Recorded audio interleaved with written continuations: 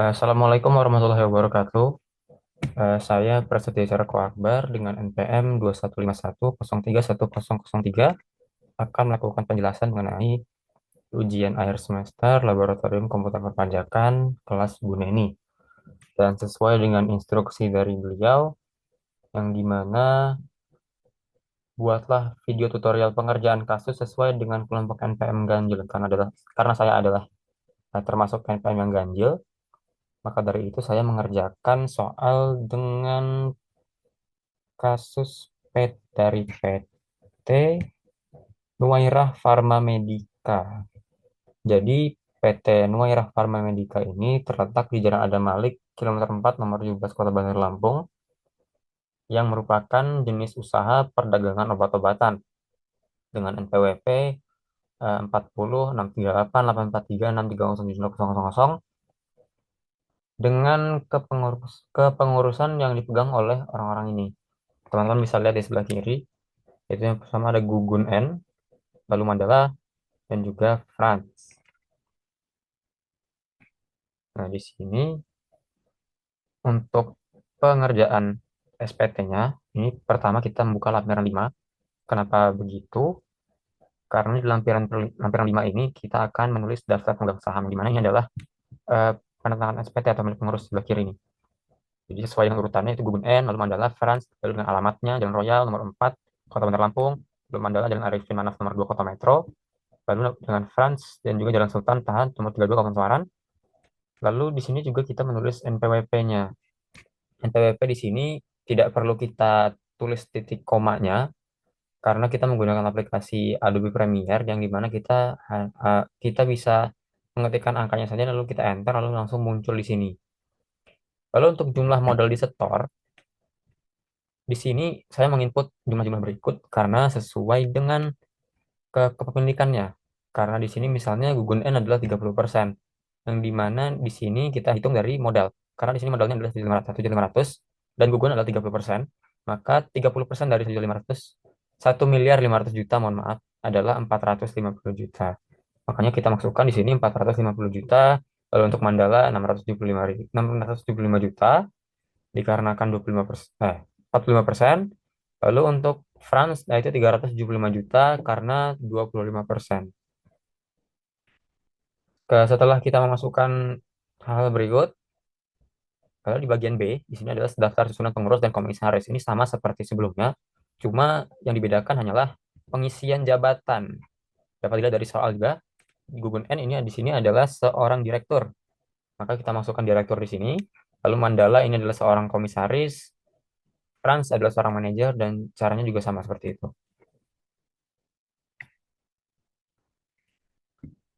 Lalu tahapan selanjutnya adalah kita membuka lampiran khusus 2A.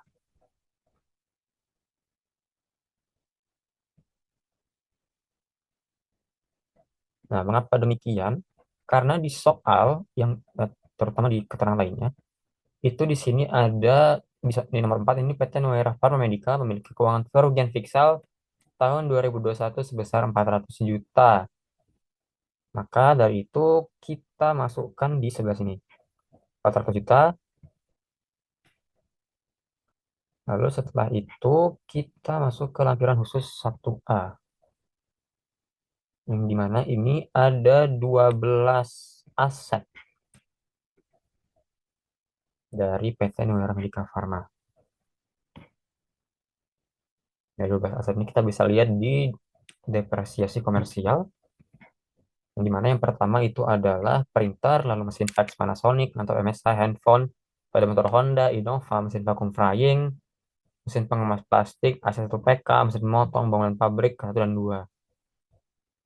Yang dimana di sini di 5 harta pertama ini adalah kelompok pertama, yaitu printer, mesin fax, laptop, HP, dan motor. Tahun perolehannya juga sama, yaitu 2022, dengan harga perolehan, yaitu untuk printer adalah 5 juta, untuk mesin fax adalah 10 juta, untuk laptop MSI itu 25 juta, plus handphone itu 25 juta. Mohon maaf, handphone adalah 40 juta, lalu sepeda motor Honda itu 25 juta. Lalu di sini ada nilai sisa buku fiskal awal tahun, yang dimana ini didapatkan dari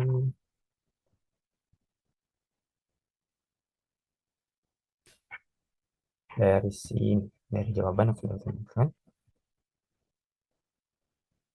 yaitu nilai perolehan dikurangi dengan penyusutan fiskal, yang dimana hasilnya adalah 3.750, yang dimana penyusutan fiskalnya adalah 1.250. Mengapa bisa 3.750? Karena tarifnya adalah 25%. Jadi 5 juta dikali dengan 25%, itu hasilnya 3.750. Sama dengan asal, dikali dengan 25%, hasilnya adalah 20.500. Maka nilai sisa buku fiskalnya adalah 7.500. Lalu 25 juta untuk untuk laptop itu 25 juta, lalu dikalikan dengan 25%, menghasilkan 6.250. Lalu menghasilkan juga nilai sisa buku fiskalnya adalah 18.250. Selanjutnya juga untuk handphone, harga perolehannya adalah 40 juta, lalu dikalikan dengan 25% dari tarif penyusutannya, menghasilkan 10 juta untuk penyusutan fiskal tahun ini. Jadi untuk nilai sisa buku fiskalnya adalah 30 juta. Nah, untuk sepeda motor juga sama, 25 juta untuk harga perolehan dikalikan dengan 25%, lalu menghasilkan 6.250, lalu menunjukkan nilai sisa buku fiskalnya adalah 18.250. Lalu untuk selanjutnya, ini nilai perolehan untuk kelompok kedua, yang dimana kelompok kedua ini terdiri dari mobil Innova, lalu mesin vakum frying, mesin pengemas plastik, AC1PK, dan juga mesin pemotong. Tahun perolehannya juga sama, yaitu 2022, dengan harga perolehan untuk mobil 360 juta, 35 juta, AC1PK 20 juta, dan tinggal pemotong 32 juta. Sama langkahnya seperti yang sebelumnya, untuk mendapatkan nilai sisa buku fiskal, itu harga perolehan dikalikan dengan tarif, yang dimana misalnya ini adalah eh, untuk mobil 380 juta dikalikan dengan 13% atau 12,5% sebenarnya, lalu menghasilkan fiskal yaitu 47.500.000. Ini mengakibatkan nilai sisa buku fiskal awal tahun yaitu 332.500.000. Lalu selanjutnya itu untuk harga perolehan dari mesin vakum frying yaitu 25.500.000 dikalikan dengan 25% menghasilkan 8.500.000, yang mengakibatkan nilai sisa buku fiskalnya adalah 25.500.000. Sedangkan untuk mesin pengemas plastik, harga perolehannya adalah 35 juta. Untuk itu dikalikan dengan 25%, yaitu menghasilkan 8.750.000, yang mengakibatkan nilai sisa buku fiskalnya 26.250.000. Lalu selanjutnya yaitu adalah AC1PK. Harga perolehannya 20 juta dikalikan dengan 12,5% atau 13%, menghasilkan 2.500.000. Lalu nilai sisa buku fiskalnya jadi 17.500. Lalu untuk yang kelompok dua yang terakhir adalah mesin pemotong. Harga perolehannya 32 juta dikalikan dengan 20%, menghasilkan 8 juta rupiah untuk penyusutannya. Lalu untuk nilai sisanya 24 juta.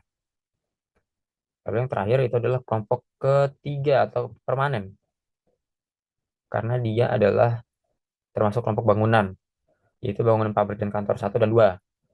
Dan perolehan juga sama, 2022, dengan harga perolehan masing-masing 300 juta dan juga 1.800.000. Karena dia merupakan kelompok bangunan, jadi dia 5%. 300 juta dikalikan 5% menghasilkan 15 juta. Nah, 300 juta dikurangi 15 juta, yaitu nilai sisanya 285 juta. Dengan satu bangunan yang lain 1.800.000 dikalikan dengan 5% menghasilkan 90 juta. Lalu harga perolehan dikurangi penghasilan fiskal itu menghasilkan 1 miliar 710 juta. Lalu di sini ada yang namanya jumlah penyusutan komersial. Ini didapatkan dari tabel depresiasi komersial. Ada di sebelah sini. Di akhir itu 165.600.000. Kita masukkan di sini, maka hasilnya akan seperti ini. Hasilnya penyusutan fiskal dikurangi dengan penyusutan komersial menghasilkan selisih penyusutan, yaitu 40.900.000. Lalu selanjutnya kita ke lampiran 6. Lampiran 6 kita kosongkan dikarenakan PTN Wairna tidak menampilkan informasi yang relevan terkait dengan pengisian lampiran ke-6. Jadi kita skip. Lalu masuk lampiran 5, yang tadi sudah pemegang saham. Lalu ke lampiran 4. Di lampiran 4 ini, data yang kita dapatkan itu dapat dari soal. Jadi bunga deposito sehingga menghasilkan PPh terutang itu 9 juta. Lalu penghasilan persewaan tanah juga 40 juta dengan tarifnya 10% menghasilkan 4 juta rupiah. Sehingga derivatifnya adalah 13 juta. Nah, kita masuk ke lampiran ketiga. Nah, di lampiran ketiga ini, data yang ada itu masuk ke dalam keterangan lainnya. Yang dimana ini adalah nama pemotong, pemungut, NPWP. Ini kita masukkan dari data ini. Ini misalnya PT Crispy dengan NPWP sekian. Jenis penghasilannya sudah dijelaskan pasal 22. Objek outputnya adalah 6 juta di sini. Lalu outputnya adalah 30 juta. Dengan nomor bukti sebagai berikut. Kita tinggal isi saja lalu kita hitung. Lalu PT ABC, NPWP-nya 13.923, 192.0332.000, PPh pasal 23 imbalan jasa, PH outputnya adalah 34.500.000. Lalu menghasilkan outputnya adalah 1.725.000.000. Lalu untuk bendahara kementerian ini eh, jenis penghasilannya PPh 22 juga. PPh outputnya adalah 3 juta, objek outputnya adalah 200 juta. Nah, di sini ada soal nomor satu, hitung depresiasi menurut pajak dan fiskal. Gimana ini bisa dilihat dari sini. Ini tabel sebelumnya. Untuk tarifnya ini hanya 10%, 5%. Sedangkan untuk sudah difiskalkan sudah disesuaikan 25%, lalu 13%. Nilai sisa buku fiskalnya yang dari awal 1 juta, lalu menjadi 3.750, 2 juta menjadi 750.000, 7 juta 500, 5 juta menjadi 18.000, 18 juta 750.000, dan seterusnya. Sehingga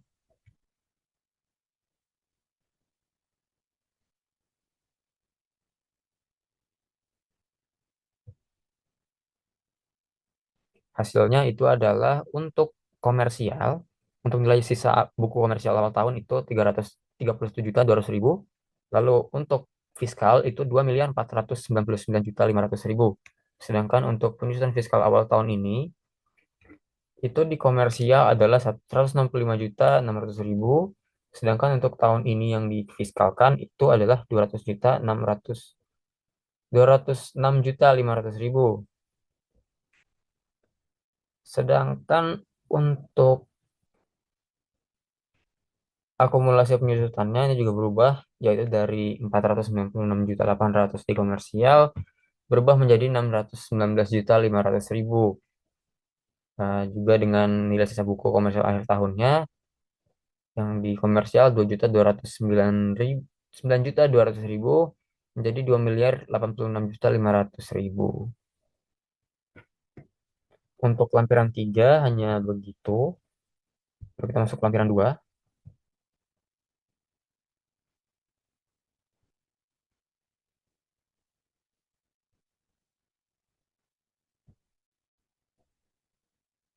Lalu untuk nomor 2 yaitu soalnya lakukan koreksi fiskal dan hitung PPh pasal 29 atau pasal 28. Ini kita bisa lihat di sini. Berikut hasilnya. Hasil koreksinya, eh, catatannya adalah dalam biaya transport itu ada 30 juta. Lalu alat tulis kantor, biaya sewa, dan sebagainya. Ini sudah dimasukkan sebelah sini ke koreksi fiskal yang menghasilkan angka yang seperti ini. Jadi untuk penjualan nilainya masih sama, untuk komersial dan fiskalnya. Untuk laba kotor, dan untuk HPP di komersial adalah 37.650.000.000, sedangkan untuk fiskal 37.100.000.000,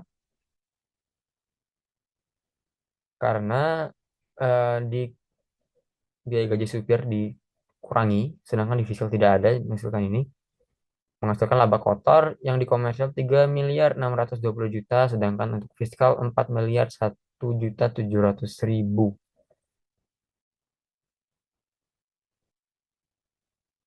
Lalu untuk biaya usaha tadi, biaya transportasi itu 30 juta, kita masukkan ke fiskal. Lalu biaya sumbangan sosial, jamuan tamu tidak rinci, 113.500.000, 430.000 masing-masing.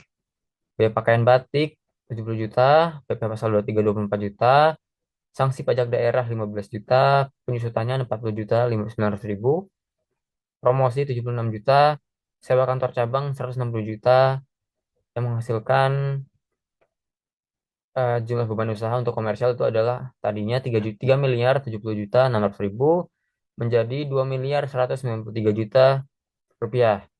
Sedangkan laba bersih operasional komersial itu yang awalnya 549 juta 400.000 berubah menjadi 1 miliar 977 juta. Lalu untuk pendapatan berusaha, ini yang dikoreksi adalah pendapatan sewa parkir, bunga tabungan bank, dan juga bunga deposito yang menghasilkan perubahan yang tadinya 415 juta menjadi 330 juta. Sedangkan beban luar usaha yang dikoreksi adalah biaya bunga itu 20 juta yang mengakibatkan jumlah beban luar usahanya yang tadinya 39 juta menjadi 19 juta. Ujungnya adalah untuk laba bersih itu hasilnya adalah 925 juta untuk komersial, sedangkan untuk fiskal itu adalah 2 miliar 228 202 miliar 288 juta. Untuk laba bersih fiskalnya adalah 1 miliar 488 juta. Untuk positif itu. Untuk negatifnya adalah 125 juta 900.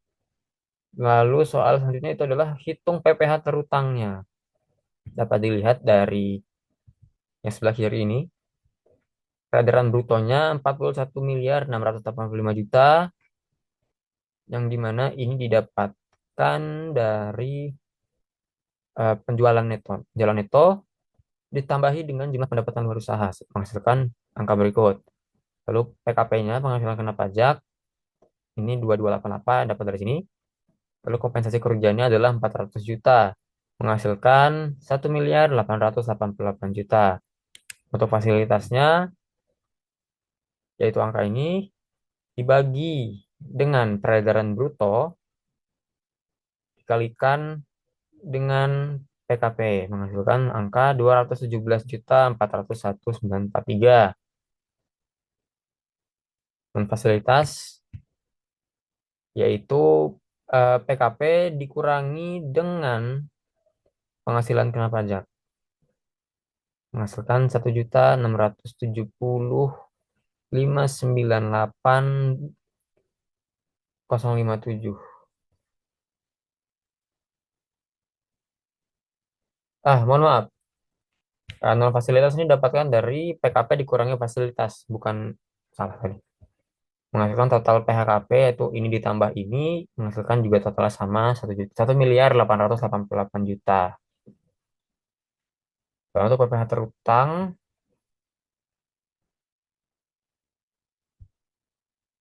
22% dikalikan dengan 50% dikalikan dengan fasilitas yaitu 217 menghasilkan 23.914.214. Lalu untuk non fasilitas ini 22% dikalikan dengan non fasilitas menghasilkan data 366 juta 367.531.573.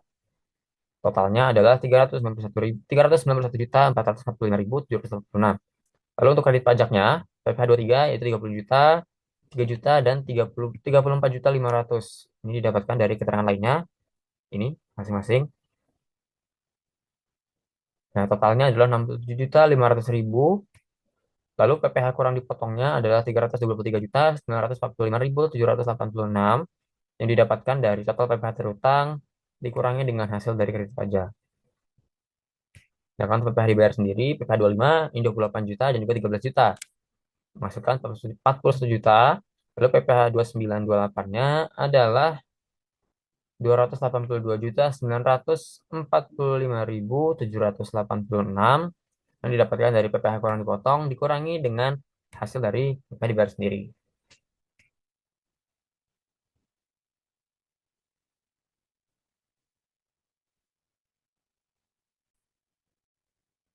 Baik, untuk pengisian lampiran kedua, ini kita tinggal memasukkan, istilah, kita tinggal masukkan data-data dari koreksi fiskalnya. Ini persediaan pembelian barang dagang itu 35.500.000, lalu gaji upahnya adalah 1.516.000.000, lalu untuk biaya transportasinya 260 juta, biaya penyusutan amortisasinya 165 juta, sewa 160 juta, biaya bunga pinjaman 20 juta, yang dimana ini adalah biaya dari luar usaha, royalti 50 juta, biaya pemasaran 79 juta, biaya lainnya 843 juta, biaya dari luar usaha 19 juta, persediaan awal 2 miliar 500 juta, dan persediaan akhir 400 juta. Yang dimana jumlah dari 1 sampai 12 dikurangi 13 adalah untuk HPP-nya 37.600.000.000. Sedangkan untuk biaya usahanya itu 3.070.000. Lalu biaya dari usahanya adalah 39 juta. Lalu untuk jumlah totalnya adalah 40.709.600.000. Lalu kita masuk ke lampiran satu. Nah, untuk lampiran satu juga sama. Data-data yang dipakai dari koreksi fiskal tadi. Sini peredaran usaha 41.270.000 dapat dari sini. Untuk HPP dan lainnya ini sudah otomatis muncul dari lampiran 2. Lalu di sini penghasilan dari luar usaha yaitu 415 juta. Dari sini, lalu ini biaya yang dibebankan adalah 30 juta. Penggantian imbalannya adalah 620 juta. Harta hibah itu 113.500. Pajak penghasilan 24 juta. Selisih penyusunan komersialnya ada 15 juta. Penyesuaian fiskalnya 686 juta. Dan juga penyusulan fiskal negatifnya 85 juta. Yang menghasilkan penghasilan neto fiskalnya 2.338.000.000.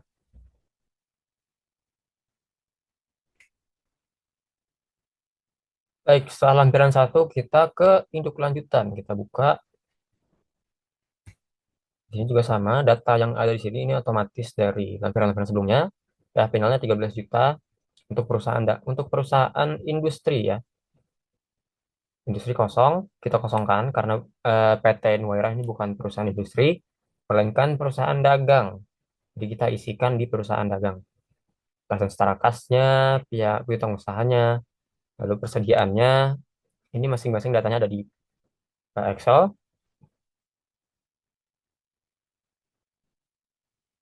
yang dimana ini saya paparkan. Kas yang setara kasnya adalah 262.632.000. Piutang usaha pihak ketiganya adalah 185.200.000. Persediaannya 400 juta, tanah dan bangunan 300 juta, aktiva tetap lainnya 1.269.000.000, akumulasi pengusutannya itu 326.325.000, menghasilkan jumlah aktiva 2.080.706.000. Di sini hutang usahanya 163.106.000, hutang bank jangka panjangnya 67.600, modal sahamnya 574.600, laba ditahannya 350 juta, laba ditahan tahun ini 925.400, yang menghasilkan jumlah kewajiban dan ekuitasnya 2.876 balance. Begitu juga dengan elemen laporan laba rugi. Ini kita tinggal masukkan dari data yang kita sudah dari Excel. Jadi kita tinggal masukkan saja. Lalu beban penjualan 1.250, beban umumnya 1.1.620. Ini kembaliannya 36.550.000. Saldo barang dagangannya 2.500.000.000. Pembeliannya mohon maaf tadi 36 miliar, bukan 36 juta. HPP-nya 400 juta, 400 juta, penjualan bersihnya 400 miliar 70. Sesuai dengan lampiran-lampiran sebelumnya dan juga data yang sudah saja di Excel. Setelah itu kita pindah ke induk. Yang dimana di induk ini kita tidak perlu melakukan apa-apa karena data-data yang masuk di sini sudah ada di lampiran-lampiran sebelumnya. Jadi yang kita isi hanya PPh yang dibayar sendiri. Ini tadi 28 juta. Plus PPh pasal 25 hanya pokok pajak itu 13 juta. Mungkin sekian yang dapat saya sampaikan dari penjelasan UAS Labkom Perpajakan kelas B. Assalamualaikum warahmatullahi wabarakatuh.